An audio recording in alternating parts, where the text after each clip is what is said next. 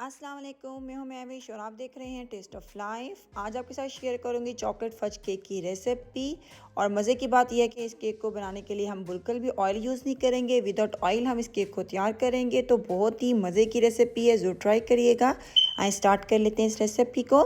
Chocolate fudge cake बनाने के लिए 2 कप हमें चीनी चाहिए होगी, 2 अंडों का इस्तेमाल करेंगे और हाफ कप हमें मिल्क चाहिए होगा। इन सब चीज़ों को थोड़ा सा मिक्स कर लेंगे कि चीनी जो है हमारी अच्छी तरह अंडों के साथ मिक्स हो जाए।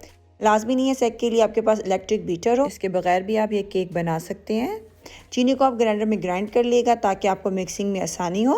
चीनी अंडे मिक्स हो चुके हैं अच्छी तरह से हमारे। अब इसके अंदर 1.5 कप मैदा डालेंगे, 1 teaspoon baking powder, half tea spoon baking soda, half tea spoon नमक का इस्तेमाल करेंगे और 1 कप हमें कोको पाउडर चाहिए होगा।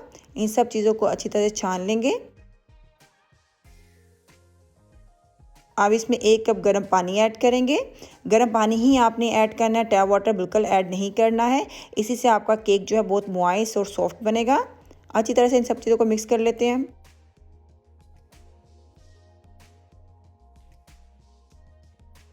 बैटर हमारा तैयार हो गया है। यहाँ पर देखें बेकिंग पैन है मेरे पास, थोड़ा सा ऑयल लगा के इसको ग्रीस कर लेंगे और बटर पेपर से इसे कवर कर लेंगे ताकि केक निकालने में हमें आसानी हो। और बैटर हम इसमें डाल देंगे।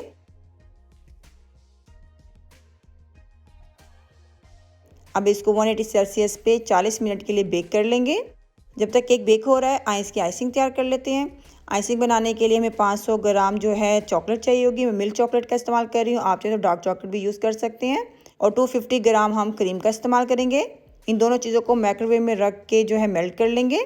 अगर आपके पास माइक्रोवेव ना हो तो आप चूल्हे पर भी इन दोनों चीज़ों को मेल्ट कर सकते हैं, लेकिन बॉयल नहीं करना है आपने, बस इतना आपने इसको गर्म करना है कि चॉकलेट है क्रीम में मिक्स हो जाए। क्रीम और चॉकलेट को मैंने 1 मिनट के लिए माइक्रोवेव में रख दिया था और ये हमारी चॉकलेट बिल्कुल मेल्ट हो चुकी है।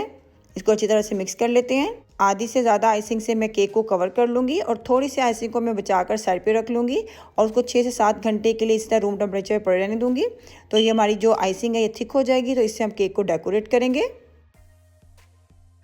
केक हमारा बेक हो गया था, इसको मैंने ओवन से निकाल लिया था। इस टाइम पे बिल्कुल ठंडा है। इसको मैंने एक रैक के ऊपर रखा हुआ है, आप देख सकते हैं।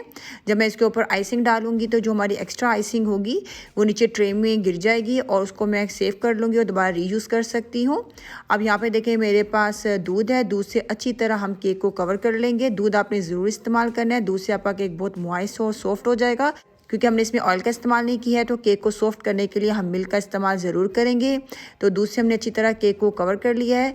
और यहाँ पर देखिए वही हमारी चॉकलेट आइसिंग है जो हमने तैयार की थी, इससे अच्छी तरह केक को कवर कर लेंगे।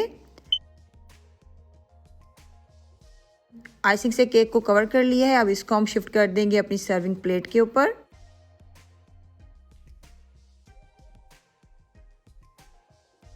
यहाँ पे देखें ये वही चॉकलेट आइसिंग है, इसको मैं 6 घंटे के लिए रख दिया था। इस टाइम पे ये बिल्कुल थिक हो गई है, आप देख सकते हैं। इससे हम केक को करेंगे डेकोरेट।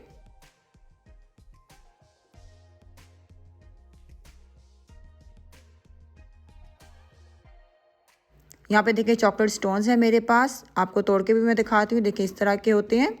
तो इनसे मैं केक को करूँगी डेकोरेट। आपके पास ये ना हो तो आप कुछ भी डाल सकते हैं इसकी जगह पर अपने केक को खूबसूरत बनाने के लिए।